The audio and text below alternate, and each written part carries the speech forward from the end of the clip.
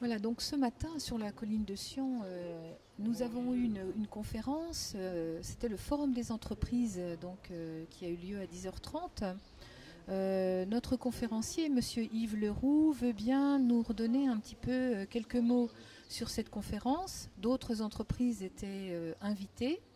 Mais donc, Monsieur Yves Leroux, est-ce que vous pouvez nous redonner en quelques mots le plan et puis peut-être aussi quelques exemples précis sur la transition énergétique?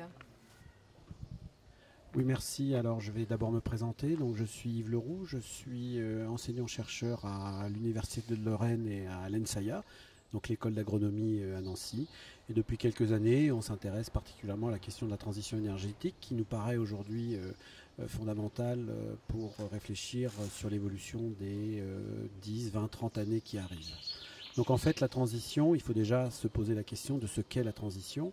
La transition, c'est passer d'un état à un autre et que l'état final soit un état stable. Aujourd'hui, est-ce qu'on a commencé la transition? C'est une vraie question. Et vers quelle transition voulons-nous aller? Pour cela, il va falloir qu'on réfléchisse au périmètre de la transition, à la durée de cette transition, à la dynamique de la transition et les acteurs qu'on met autour de la table pour réfléchir à la transition. Et en fait, cette transition, elle devra concerner pas uniquement le changement des énergies fossiles aux énergies renouvelables et la suppression du nucléaire. Elle ne devra pas concerner uniquement le changement des comportements, de l'alimentation, l'isolation des bâtiments, la mobilité. Elle ne devra pas simplement concerner les politiques publiques, elle ne devra pas simplement concerner les entreprises, elle devra concerner l'ensemble de ces éléments. Et c'est de ça dont nous avons parlé ce matin, avec des témoignages très intéressants d'entreprises qui ont mis au point, qui ont développé des stratégies autour de les économies d'énergie, la mobilité et l'emploi. Donc, qu'est-ce que vous pourriez nous dire en nous expliquant un peu avec des points précis? Vous avez parlé de l'énergie, vous avez parlé un peu d'économie, de population, mais on voudrait un peu des points précis. Et qu'est-ce qu'on peut faire, nous, à notre niveau, justement à ce propos-là? Comment on peut améliorer les choses? Alors, déjà quelques petites informations rapides. Aujourd'hui, le plus gros secteur de consommation énergétique en France, c'est l'habitat. L'habitat, c'est presque 45% de la consommation énergétique. Le deuxième secteur, c'est le transport. En gros, 25%. Après, vous allez trouver le secteur industriel, petite vingtaine de pourcents, puis vous allez trouver l'agriculture. Alors on en parle de l'agriculture, elle consomme assez peu d'énergie, mais elle est très fortement émettrice de gaz à effet de serre. Donc en gros, ces trois secteurs, ce sont des secteurs sur lesquels il va falloir jouer pour diminuer notre empreinte carbone, mais aussi diminuer notre consommation énergétique. Donc aujourd'hui, il faut savoir qu'en France, plus de 2/3 de notre consommation énergétique reste fossile. Gaz, charbon, pétrole, pas de gaz de schiste en France, peut-être un jour. Deuxième production d'énergie en France, c'est le nucléaire. Donc c'est l'électricité d'origine nucléaire. C'est en gros 17% de notre consommation énergétique totale. Et après, vous allez trouver les énergies renouvelables. En gros, plus de 10-15%, en gros 10-15% d'énergie renouvelable. Donc en gros, aujourd'hui, les enjeux, c'est à la fois abaisser notre consommation énergétique, mais aussi décarboner cette consommation énergétique. Donc en gros, si vous vous rappelez ce que je vous ai dit, 45% d'énergie dans l'habitat, le premier secteur, c'est celui-ci. C'est-à-dire que le meilleur kilowattheure, c'est celui qu'on ne consomme pas. Donc, peut-on diviser par deux la consommation énergétique dans l'habitat aujourd'hui? Ben oui, c'est pas très compliqué, ça ne nécessite pas des ruptures technologiques, c'est simplement des modèles de financement qu'il faut mettre en œuvre. Donc on peut diviser par deux la consommation dans l'énergie au niveau de l'habitat. Il faut juste faire attention à l'effet rebond, c'est-à-dire que c'est pas parce qu'on a isolé sa maison qu'on va consommer moins si on est sur des températures supérieures. Le transport, peut-on demain avoir des voitures à 2 litres? Tout à fait, ce n'est pas une rupture technologique. Quant à l'industrie, vous inquiétez pas, elle a déjà fait de gros efforts sur l'énergie parce que c'est souvent le premier ou le deuxième secteur de dépenses par rapport à l'entreprise. Donc, si on résume, peut-on diminuer par deux notre consommation énergétique sans rupture? La réponse est oui. Peut-on décarboner la production énergétique? La réponse est Oui. Par contre, il faut prendre le temps. Il faut se donner 20, 30 ans. Et pendant cette période, eh bien, il faut réfléchir à des systèmes alternatifs. Donc pendant ces 20 ou 30 ans, il ne sera pas forcément obligatoire de fermer les centrales tout de suite. On a encore besoin des centrales nucléaires pour notre système. Et enfin, si je peux terminer, 3 mots-clés. La sobriété. Donc il va falloir que chacun d'entre nous, on se prenne en main pour modifier nos comportements. L'efficacité énergétique, de manière à abaisser notre consommation d'énergie par des progrès. L'efficacité, c'est en fait consommer moins d'énergie pour un même service. Et enfin, 3e élément, développement des énergies renouvelables. Et vous vous êtes rendu compte que j'ai parlé des énergies renouvelables à la fin. En fait, les énergies renouvelables, ça ne doit pas être l'alpha et l'oméga de notre développement. La première chose, c'est d'abord diminuer notre consommation par la sobriété et l'efficacité.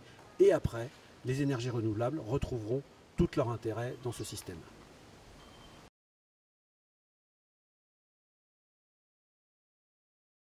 Alors, j'ai l'insigne honneur d'animer, après avoir beaucoup parlé, donc de passer la parole aux différents intervenants. Donc moi je pense qu'on va parler un petit peu de l'amont et de l'alimentation. Comment aujourd'hui l'agriculture voit ces questions autour de l'énergie, pas que l'énergie, il y a l'écologie aussi. Il y a eu une conférence hier sur l'agroécologie. Pierre Rabhi est venu il n'y a pas longtemps. Je me permets de tutoyer Claude, que je connais depuis longtemps. Claude, allez, alors, en 5 minutes. Voilà, je vais essayer d'être court. Ça va pas être facile. Ouais, ça va pas être facile, tu me connais. Premier mot que je voudrais dire, et que je reprends du formidable exposé d'Yves, c'est le mot rupture. On ne va pas changer les choses s'il n'y a pas une rupture. Alors, j'en témoigne à travers l'agriculture biologique, qui est une rupture. Ce n'est pas la même agriculture que l'agriculture actuelle, c'est une rupture. Donc, notre boulot, c'est de se dire aujourd'hui, eh bien, faisons en sorte que la rupture qu'on a fait à notre niveau, eh bien, on arrive à la développer. Le changement commence par chacun, par nous, là où on en est, dans nos entreprises, dans notre mode de vie. Et ce n'est pas une évolution qu'il faut faire. On a vu la courbe exponentielle qu'a montré Yves sur l'énergie. Le plateau, ça ne suffira pas, parce que ça veut dire qu'on s'arrête à un moment où on n'est déjà pas bien. Donc clairement, il faut changer. Et donc le changement, il commence par ce qu'on fait nous. Donc on a décidé, nous, de changer au niveau de l'agriculture biologique. Voilà, de faire vraiment cette rupture. Et donc notre boulot, c'est de se dire comment on va faire pour que les gens utilisent ce qu'on produit. Parce que ça ne va pas être le même prix. Donc je me retourne vers les gens d'API. Mais voilà, ça ne va pas être le même prix. Si on veut continuer dans le système, en se disant on ne va rien changer, c'est-à-dire qu'il faut que ça ne coûte pas cher, c'est mort, ça ne pourra pas marcher. Donc il faut accepter de se dire, ce choix de rupture, c'est une rupture aussi au niveau du porte-monnaie, dans les orientations et les choix qu'on va faire avec notre porte-monnaie. Voilà, ça passe par là. Donc nous, au niveau de notre coopérative, on s'est dit, dans notre façon de mettre en marché, il faut qu'on soit cohérent avec ce choix de rupture qui ont été initiés par les agriculteurs, parce qu'eux, ils ont fait un gros choix, et nous, il faut qu'on fasse le même, il ne faut pas qu'on les trahisse. Donc, continuons cette démarche, et relocalisons, c'est-à-dire faisons en sorte qu'on va utiliser les matières premières locales. On a parlé de la consommation en viande carnée, on a parlé de choses comme ça. Pour faire de la viande, il faut 7 kg de protéines végétales, pas que protéines et énergie. C'est un peu aberrant, donc il y a un mode de consommation à changer, mais nous, si on ne change pas ce mode de consommation dans l'immédiat, faisons en sorte au moins que les protéines ne soient pas produites au Brésil, mais soient produites ici, chez nous, dans la région, au moins en Lorraine. Voilà. Donc on travaille sur ces choses-là en disant il faut qu'on utilise localement ce qu'on produit. Ça ne sera pas au même coût. Ce n'est pas possible. Ce n'est pas possible. Voilà. Parce que la protéine du soja, elle est plus efficace aujourd'hui qu'une protéine de pois ou de févrole. Il n'y aura pas le même goût. L'œuf sera d'une couleur différente, ça n'aura pas tout à fait le même goût, mais c'est l'œuf qu'avait notre grand-mère. Voilà, on ne repart pas. Voilà. Donc il faut qu'on change. Voilà. Je veux faire passer vraiment ce message-là. La rupture, elle passe par tous ceux qui sont ici. Si on attend sur la science, c'est-à-dire que les autres changent, clairement, et que nous on ne change pas, c'est pas possible. Quoi. ça ne marchera pas. Donc notre obsession au niveau de la coopérative, c'est de se dire, voilà, relocalisons tout. Relocalisons, soyons capables de mettre en marché, mais localement. Ça ne nous intéresse pas d'exporter. C'est incohérent. Il y a des gens en France qui importent du bio, beaucoup, pour mettre sur le marché, parce que les gens veulent du bio, en imaginant que le bio c'est forcément local. C'est faux. Le bio peut venir de Chine, c'est complètement incohérent. Donc on essaye, nous, d'amener cette cohérence-là. Mais c'est pas facile, parce qu'on amène un fond, mais on se heurte à des puissants qui n'ont pas de fond, mais qui ont des vitrines très fortes. Nous, on a le fond, on n'a pas la vitrine, on n'a pas les moyens de mettre tout dans la vitrine. C'est-à-dire qu'il y a des gens qui font de la communication sur, voilà, sur le bio, sur des choses comme ça. Ils ont des moyens de mettre de la com, mais derrière la vitrine, il n'y a pas grand-chose. Nous, on a beaucoup de choses derrière, et par contre, pour mettre les moyens pour la vitrine, c'est un peu compliqué. Je m'arrête. Merci. Alors, en parlant de rupture, je vais rebondir sur ce thème-là. Alors, très brièvement, mon métier, c'est de faire à manger. Voilà, on va faire des choses simples.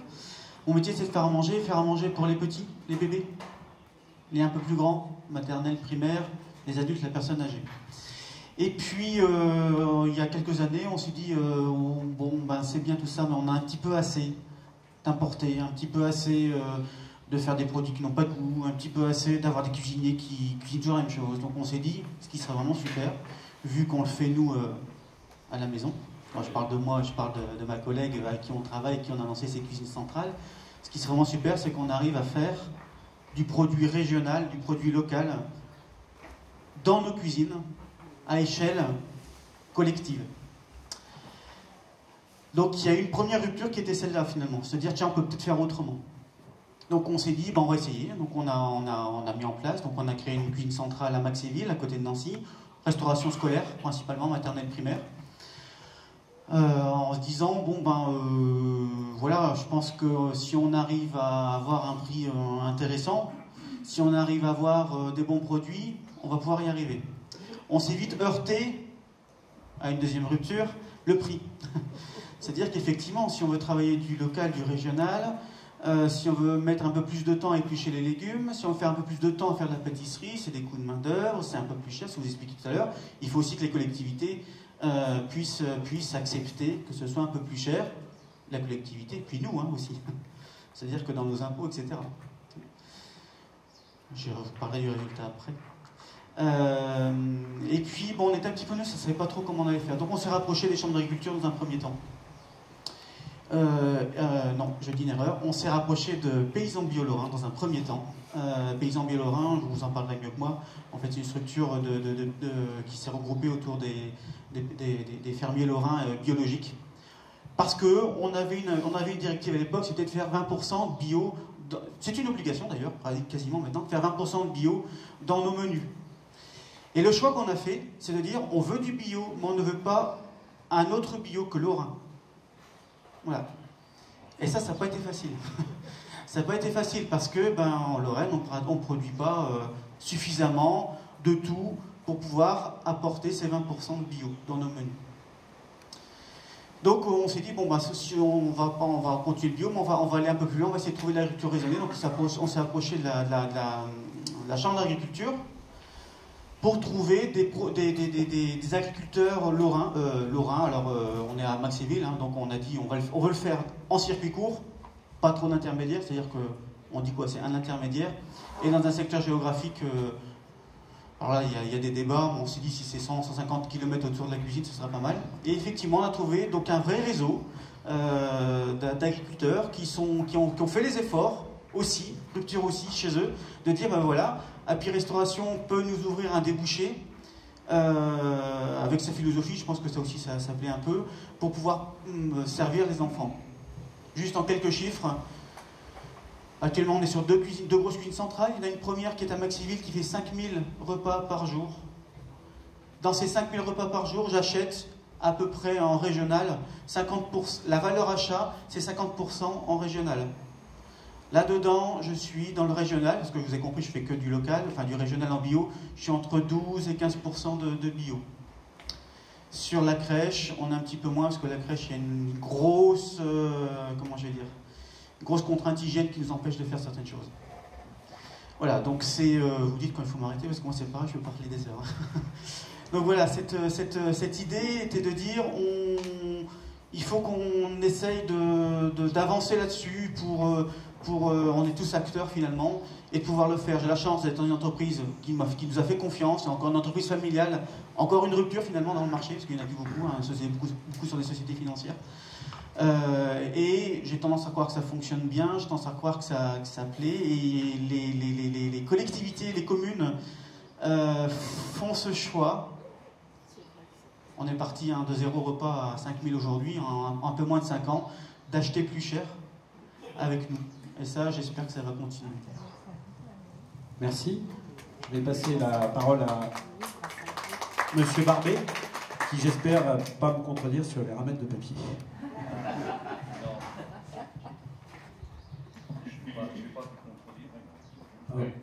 Ça va, voilà.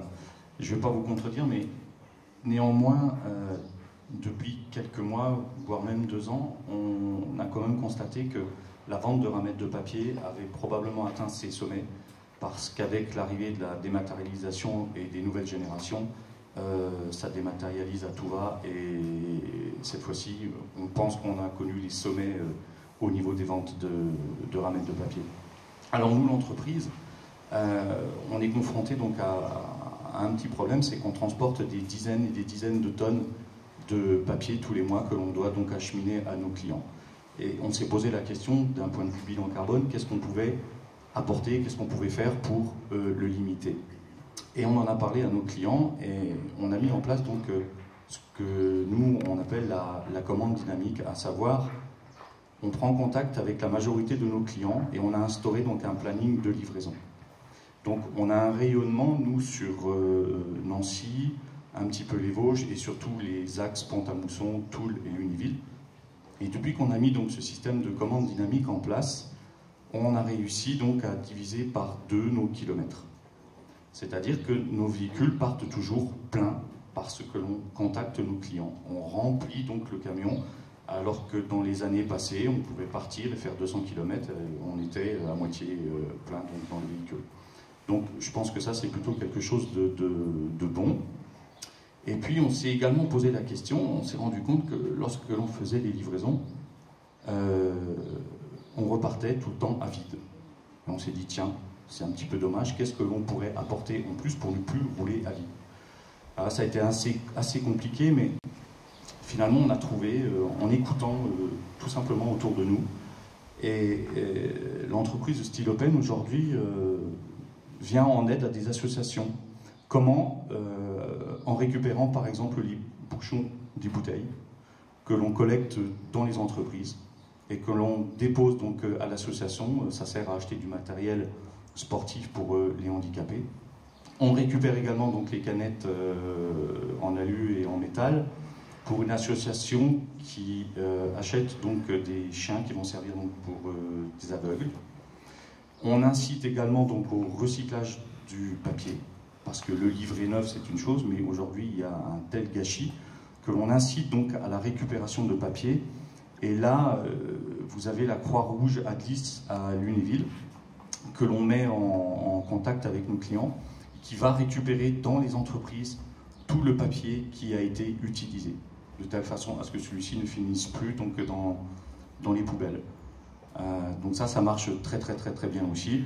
Et enfin, on collecte les consommables informatiques, les cartouches que tout le monde connaît, de telle façon à ce qu'ils repartent chez un prestataire qui, lui, s'est engagé à ce qu'il n'y ait 0 incinération et 0 enfouissement. C'est 100% recyclé au niveau de ces cartouches.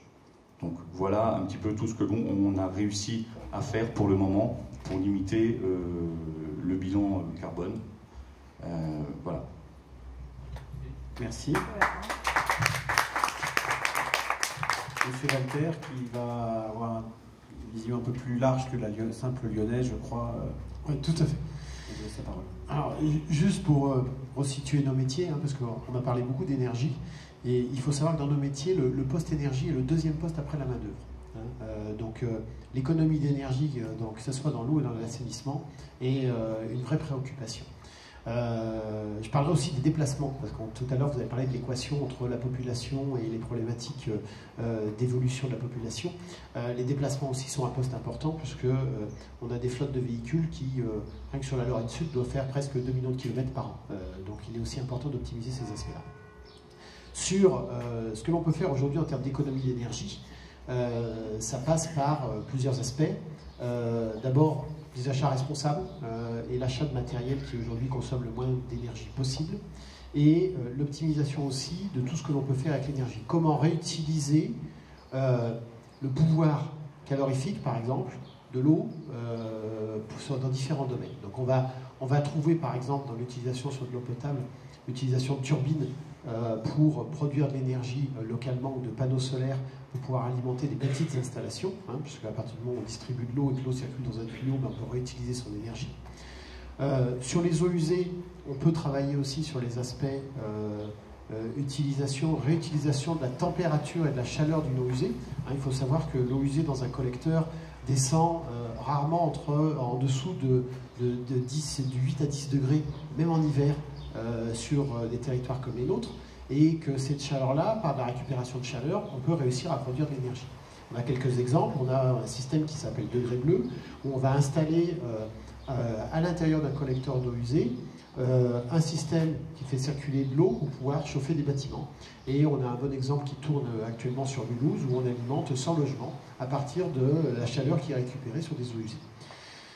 Sur d'autres types de récupération, parce que quand on dit récupération d'énergie, ça peut être aussi récupération de gaz. Il faut savoir que lorsque l'on traite des boues sur une station d'épuration, on va réutiliser, produire un peu du gaz et du CO2 et du biogaz. Et donc on a deux systèmes aujourd'hui qui existent et un système qui est en test. Entre autres sur la station d'épuration de Strasbourg, on va réutiliser du biogaz qu'on va nettoyer parce qu'il n'est pas parfait pour pouvoir être réutilisé, pour pouvoir réinjecter ce biogaz dans le réseau de gaz de Strasbourg pour pouvoir réalimenter après le réseau de gaz et alimenter des logements ou du chauffage. Ça sera d'ailleurs, Strasbourg sera le premier projet en France de réinjection de biogaz dans un réseau de gaz urbain pour ce type d'utilisation. On utilise aussi du biogaz sur une station d'épuration qui est en Alsace, qui est par exemple la station d'épuration de Maastrichtheim. Alors Maastrichtheim, c'est un nom très compliqué, mais il faut savoir que Maastrichtheim se trouve à côté du pays de la choucroute, et que cette station d'épuration traite à une grosse période de l'année du jus de choucroute. Et à partir du jus de choucroute, on réutilise le biogaz avec une turbine d'énergie électrique pour pouvoir refabriquer de l'électricité et pour rendre pratiquement autonome la station d'épuration. Donc l'enjeu de baisse des consommations d'énergie, étant donné que c'est un poste relativement important chez nous, est primordial par rapport au futur. Il est aussi primordial économiquement, parce qu'on parle très peu aujourd'hui de la problématique de la dérégulation du marché de l'énergie en France et en Europe. À partir de cette année, l'électricité est dérégulée. Le fait de déréguler l'électricité, ça a eu des conséquences relativement importantes ces dernières années, avec des augmentations de plus de 4 à 5% sur l'énergie. On ne s'en rend pas compte quand on est chez soi, parce que chez soi, on est sur du marché régulé, que le prix est très contrôlé par l'État. En revanche, dès qu'on touche des grosses alimentations électriques directement en 20 000 volts, on a une consommation d'énergie qui va très vite décoller. On parle d'énergie, je voulais parler aussi des déplacements, puis je parlais aussi des hommes, parce que c'est aussi important. Sur les déplacements, on travaille sur la géolocalisation sur nos véhicules. On remplace, quand on peut le faire aujourd'hui, des véhicules qui consomment moins de CO2. Nos grilles d'achat de véhicules nous donnent le montant de CO2 qui est dégagé par chacun des véhicules. Et quand on peut se faire sur des petites agglomérations où les véhicules font peu de déplacements, c'est utiliser de plus en plus du véhicule 100% électrique pour favoriser ce type de déplacement. Et limiter aussi nos propres déplacements. La plupart de nos bureaux sont équipés aujourd'hui de visioconférences, ce qui permet de faire certaines réunions à distance et ainsi de limiter les déplacements. Je voulais aussi parler d'énergie et d'emploi, parce que quand on parle d'amélioration d'énergie, de productivité, d'amélioration du PIB, ça passe aussi par par l'emploi, et j'ai une deuxième casquette parce que je suis président de la Fondation Agir contre l'exclusion sur le département des Vosges. La Fondation Agir contre l'exclusion est une fondation nationale qui est déclarée d'utilité publique et qui mène des actions par des associations loi 1901 qui sont créées sur le territoire, agréées par la Fondation, et qui ont pour objectif d'avoir en tant qu'entreprise des actions autour de différents thèmes, l'emploi, l'éducation et le quotidien des habitants. Alors, je parlerai d'abord du quotidien des habitants et de la problématique énergétique. On a parlé des logements, qui étaient un des gros postes de consommation, et de l'amélioration de la partie énergie sur le logement. Sur le département des Vosges, en lien avec la Fondation Agir contre l'exclusion et Total, nous avons 5 emplois d'avenir qui sont hébergés dans des structures et qui sont des ambassadeurs de l'économie énergétique et qui font de l'accompagnement sur la précarité énergétique auprès des habitants. Comme vous l'avez dit, le logement est un des postes importants qui perd beaucoup d'énergie de par les isolations qui sont à refaire. Et aujourd'hui, il existe des programmes importants qui sont gérés par l'Agence nationale de l'amélioration de l'habitat. Et donc, on aide les gens qui pourraient avoir à faire des travaux chez eux à monter ce type de dossier. Et c'est le rôle de ces ambassadeurs à la fois de faire du conseil sur la consommation d'énergie et ensuite d'accompagner les gens à monter les dossiers pour pouvoir un peu faire d'économie. Quand on parle énergie, quand on parle amélioration des ratios, vous l'avez dit, PIB, consommation d'énergie, il y a aussi des aspects importants autour de l'emploi. Et dans le cadre de cette fondation, on intervient aussi en tant qu'entreprise citoyenne, puisque les entreprises qui font partie de cette association, on est à peu près 90 pour faire de l'accompagnement autour de l'emploi sur différents aspects, remettre des gens dans l'emploi par de l'accompagnement et du suivi, en essayant de remettre le lien, parce qu'il est toujours difficile pour un demandeur d'emploi, quand il commence à être inscrit à Pôle emploi, il est complètement souvent détaché de la problématique emploi et détaché du monde de l'entreprise. Donc c'est remettre un lien entre les demandeurs d'emploi et les chefs d'entreprise, en les accompagnant sur plusieurs mois par des entretiens avec des chefs d'entreprise, ou par exemple on a une action phare aujourd'hui que l'on met en place qui est le développement de CV vidéo, pour aider des gens à se présenter différemment, sachant qu'un CV vidéo c'est 45 secondes et il se présente en 45 secondes pour donner ce contact-là. Et travailler sur les aspects énergétiques, c'est aussi travailler sur l'emploi durable et le fonctionnement durable de l'entreprise, et ça passe par ce type d'action. Merci. Alors, je pense qu'on peut interagir avec pas la salle, mais la foule. C'est pas le nombre qui compte. Il se peut aussi qu'entre vous, il y ait des interpellations, bien entendu. Mais d'abord, peut-être aussi des questions de compréhension sur ce qui était exposé. Tout était clair? Oui, moi, je veux simplement confirmer. Attends, je vais te donner la force de l'énergie. Je veux confirmer que Happy, ça marche bien, parce que dans une de nos communautés à Saint-Dié, elles sont très contentes. Pub. Alors, moi j'ai une question pour Happy justement. Vous avez dit qu'il y a un engagement fort des collectivités et c'est très positif. On en est où dans les 5 ans avec la baisse drastique des subventions ou du financement par l'État au niveau des collectivités? Est-ce que l'alimentation ne va pas être une variable d'ajustement dans les budgets publics? Il m'est difficile de répondre à cette question, mais ce qu'on voit apparaître effectivement depuis cette année principalement, alors le critère prix, ça a toujours été de toute façon un critère important, et les cahiers des charges qui sont mis par les collectivités correspondent toujours à des critères de jugement qualitatif et prix. Après, soit on met 70% le critère du prix en jugement et 30% qualitatif, soit on inverse.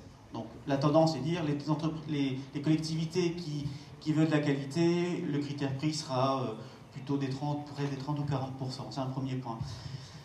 L'avenir est difficile à voir. En revanche, ce qu'on voit apparaître, c'est des regroupements de regroupements. C'est-à-dire qu'ils vont essayer de jouer sur le volume pour faire un effet de masse. Je vais prendre un exemple pas plus tard que cette année, où j'ai plusieurs communautés de communes qui se sont regroupées. Donc là, d'un seul coup, on a un appel d'offres pour 25-30 communes. Donc volume, donc prix plus intéressant. Ça, c'est limite quand même. Hein. Parce que d'un point de vue logistique, d'un point de vue...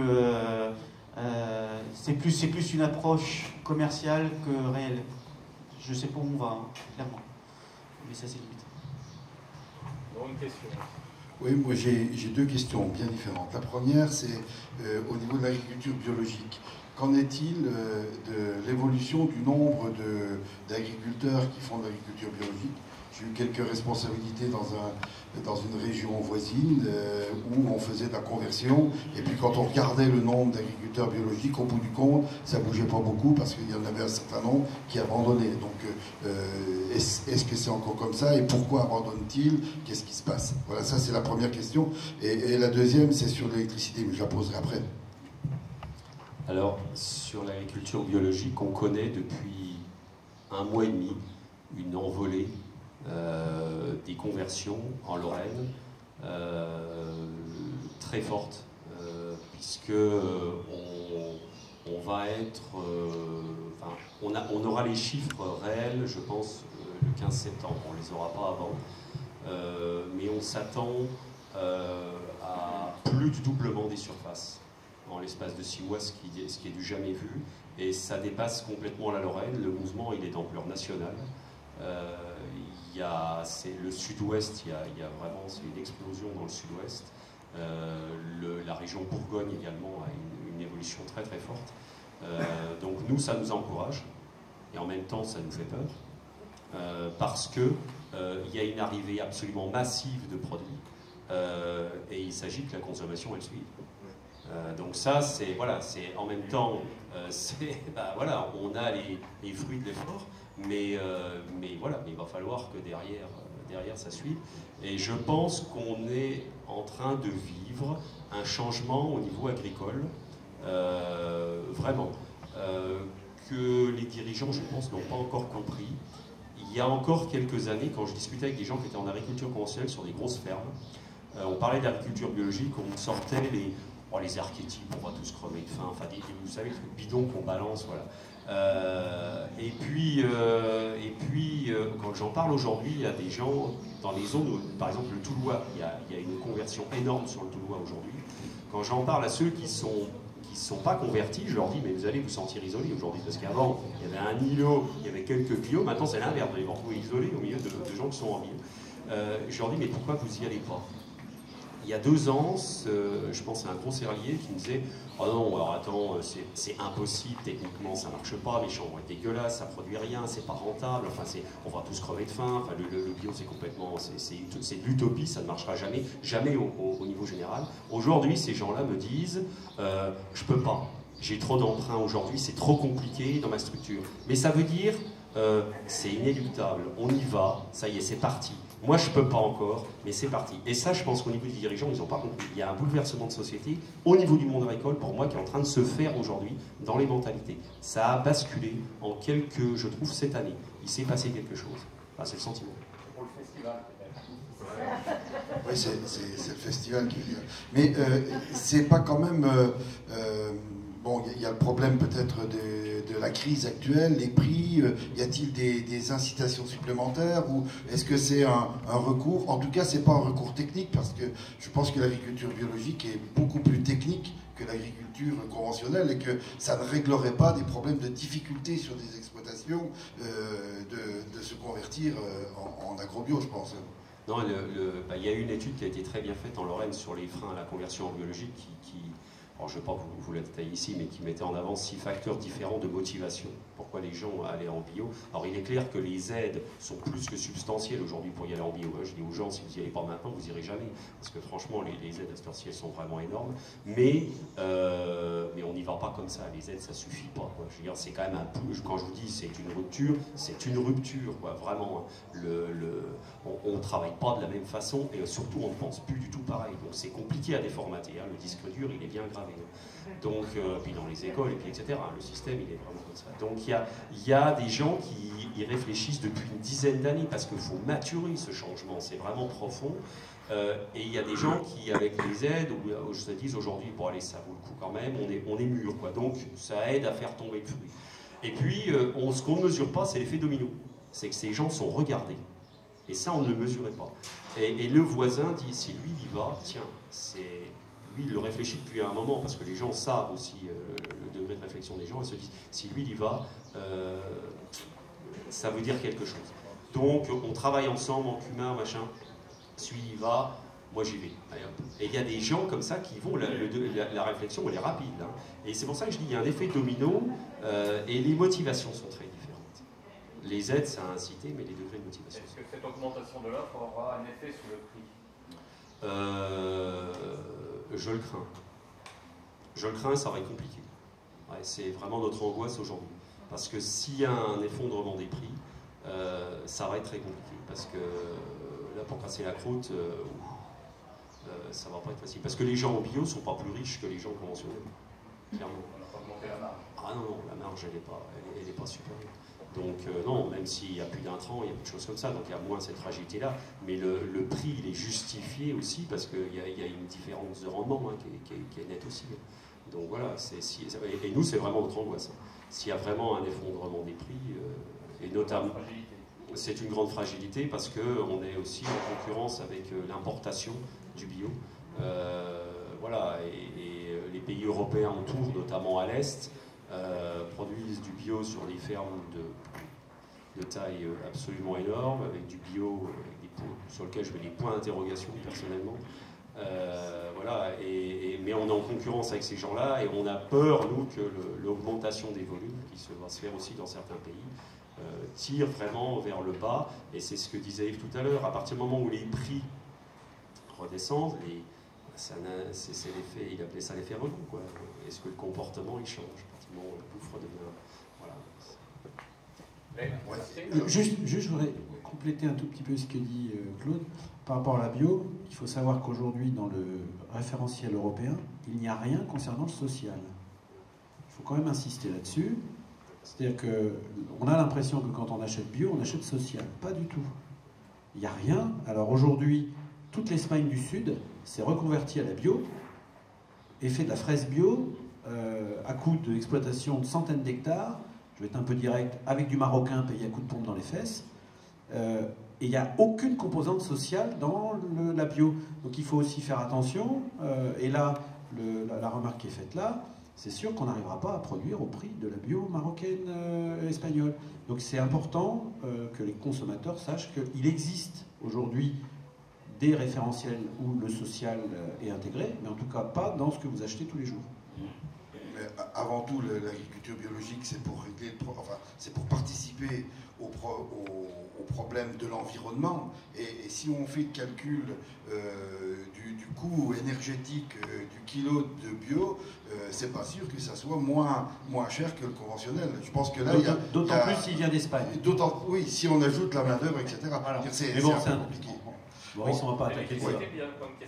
J'ai une deuxième question, c'est sur le problème du photovoltaïque. Yves, tu nous dis, bon, bah, c'est pas raisonnable ou c'est pas intéressant. Ah, j'ai pas dit ça. Non, bah, bon, d'accord. J'ai juste dit qu'il fallait pas penser qu'on va régler le problème rapidement avec ça. Mais est-ce qu'on ne pourrait pas imaginer, aujourd'hui, il y a un coût de l'énergie qui est relativement pas cher. Est-ce qu'il n'y a pas un calcul à faire au moment où les deux courbes vont se croiser, quoi? C'est-à-dire l'énergie en France va augmenter, et si on a une installation personnelle, par exemple, sur un toit bien exposé au sud, est-ce que dans 5 ou 7 ans, ça ne sera pas quelque chose de rentable? Donc, est-ce que ça ne peut pas changer le comportement? Je suis d'accord. C'est ce qu'on appelle la parité réseau, c'est-à-dire quand est-ce qu'on aura atteint... alors après, il va y avoir quelque chose d'important, c'est qu'on sait que notre système électrique en France peut résister à 20 ou 25% de renouvelables. De renouvelables intermittents. À partir du moment où on aura plus que 20 ou 30% d'électrique intermittent, on va avoir des problèmes d'approvisionnement. Donc là, il va y avoir quelque chose d'important. Peut-on stocker l'électricité? Le jour où on arrivera à stocker l'électricité, alors il y a des solutions techniques qui sont en train d'être mises en œuvre. En fait, on passe par de l'électrolyse. Enfin, je ne vais pas rentrer dans la technique. Hein. Si le jour où on arrive à stocker l'électricité, mais je dis bingo, il faut des panneaux photovoltaïques sur toutes les baraques.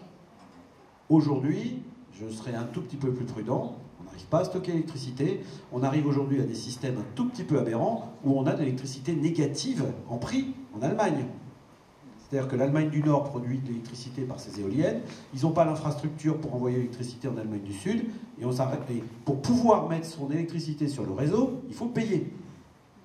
Non, mais ça devient délirant. Donc aujourd'hui, par rapport à la proposition que Maurice Barbezan propose, il y a une... en fait, ceux qui vont mettre des panneaux photovoltaïques sur leur maison ne seront rémunérés, mais à plus élevé qu'aujourd'hui, hein, que si le réseau le demande. Donc, en fait, on va vers une stratégie de type autoconsommation. C'est-à-dire on met son panneau, on a une ligne de base, on a toujours un frigo, toujours un machin qui tourne, voilà. Et donc, quand on produit plus que ce qu'on autoconsomme, ça repart sur le réseau. Et donc ça, c'est beaucoup plus vertueux. Simplement, le modèle économique n'est pas le même, parce qu'aujourd'hui, l'électricité que vous revendez est rachetée beaucoup plus cher que celle que vous utilisez. Donc, voilà. Alors, quand on sera en parité, ça n'aura aucun intérêt de revendre son électricité. Et effectivement, il y a des modèles qui vont se développer, mais je pense qu'à terme, il va vraiment falloir trouver la solution de stocker cette énergie. J'ai deux questions. La première concerne le ratio entre une agriculture traditionnelle et une agriculture biologique. Est-ce qu'on peut calculer la différence sur le plan énergétique quand c'est du bio local, hein, et non pas du bio qui vient de loin? Donc ça, c'est la première question. Est-ce que ce ratio on peut l'avoir de manière un peu fiable?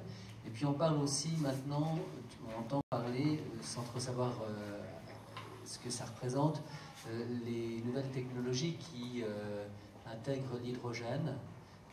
Est-ce que là, il y a une perspective, et où est-ce qu'il y a des technologies, on parlait peut-être des utopies de certains scientifiques, est-ce qu'actuellement on a en perspective une invention qui finalement serait à la fois écologique et suffisante de remplacement? Est-ce qu'il y a différents... est-ce qu'il y a un avenir là? Alors, sur la partie bio, je vais répondre autrement. Je vais comparer le local et l'international. Parce que sur la bio, c'est compliqué.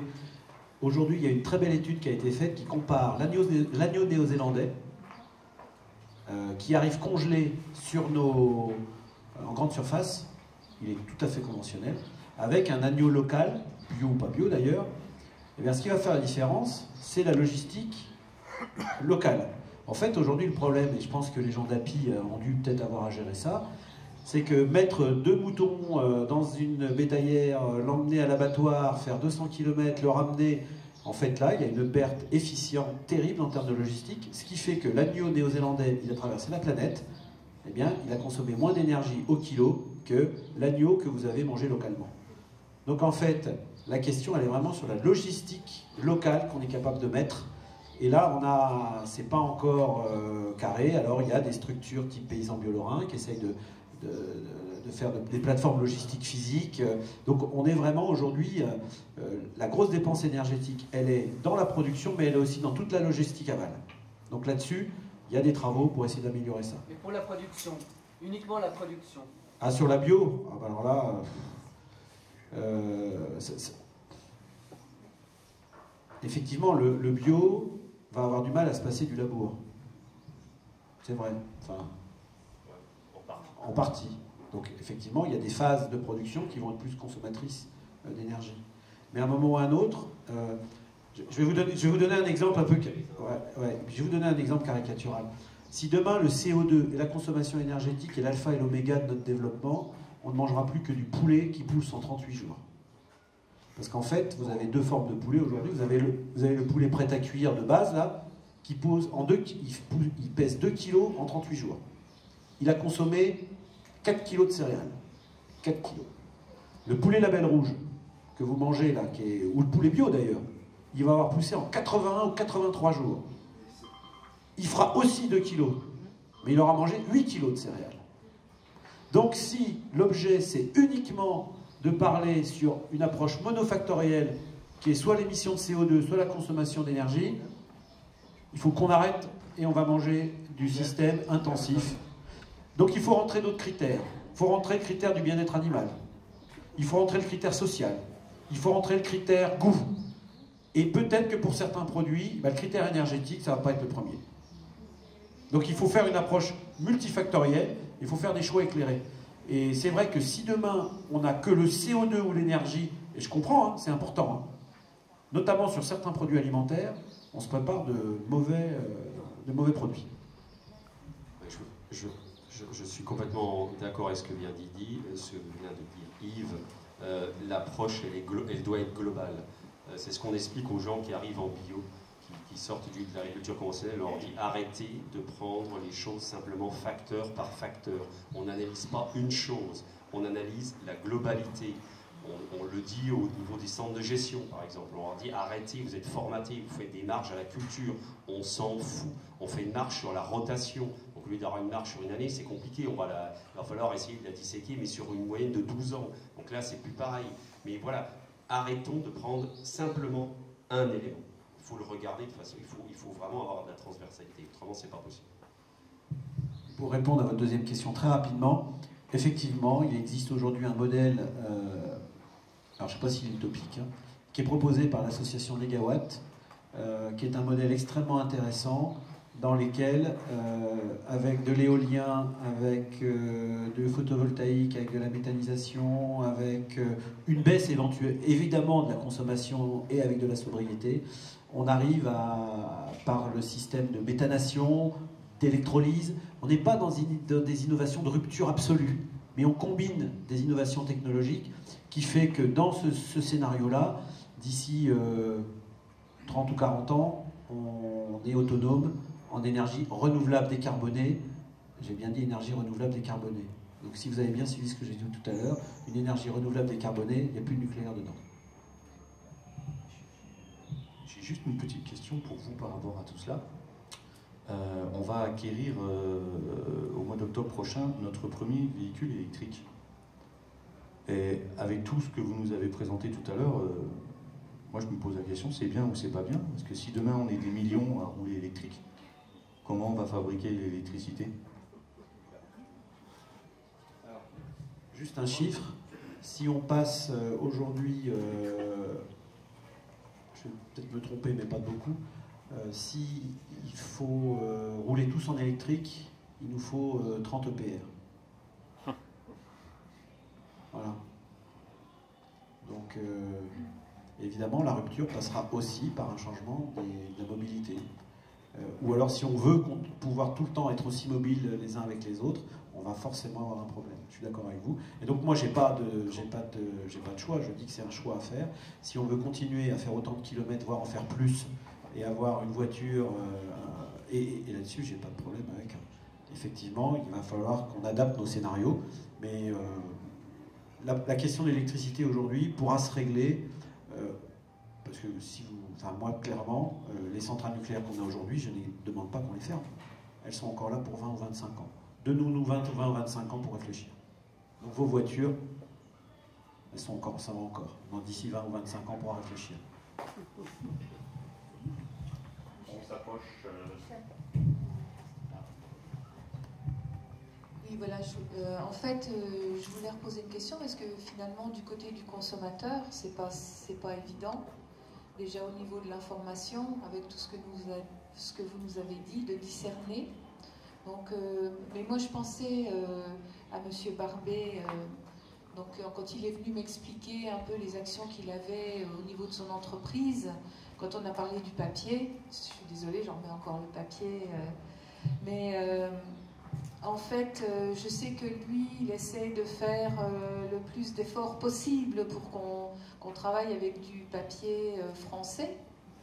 Donc, je voulais savoir un petit peu quelles sont les difficultés qu'il peut rencontrer à ce niveau-là. Je sais que c'est pas facile. Je sais que nous, on a été sollicités par d'autres entreprises qui vendent des ramettes et des ramettes de papier et on ne sait pas d'où il vient finalement. Donc, c'était un petit peu plutôt du côté du consommateur. On n'est pas vraiment bien informé. Et comment on arrive à discerner si on dit tout à l'heure que c'est globalement qu'il faut raisonner, c'est-à-dire c'est pas forcément parce que les produits viennent de loin qu'on est mauvais, quoi. Je veux dire, donc Vous voulez un petit peu qu'il nous explique les difficultés qu'il a?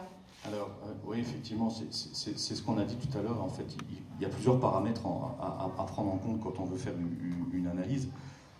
Alors, pour ce qui est du papier, effectivement, moi, ça fait 30 ans que je suis dans le métier, ça fait 30 ans que je vendais du papier qui provenait donc de Raon l'Étape des papeteries des Châtelles. Donc, malheureusement, cette entreprise a disparu il y a quelques mois, c'est très très très récent, avec ses 53 salariés qui aujourd'hui sont tous à Pôle emploi. Donc l'entreprise, on se faisait une fierté de vendre un papier lorrain. Alors effectivement, on pouvait se targuer que le bilan carbone était bon, parce qu'on était en circuit court, parce que le papier provenait de Raon l'Étape. Pour autant, la pâte à papier au Châtel, elle, était importée, parce que malheureusement, c'est pas parce que le papier est fait dans les Vosges que la pâte à papier provient des Vosges, donc c'était importé. Alors le bilan carbone par rapport au papier aujourd'hui que l'on commercialise, je ne sais pas si c'est mieux ou moins bien, je peux pas répondre à cette question. Ce que je sais, c'est qu'on a eu extrêmement de mal à trouver un distributeur français. On en a trouvé un pour être placé sur le marché. Notre papier aujourd'hui vient du Portugal. Et ce que l'on sait, c'est que la pâte à papier qui sert à fabriquer ces ramettes, elle est produite à moins de 50 km de l'usine.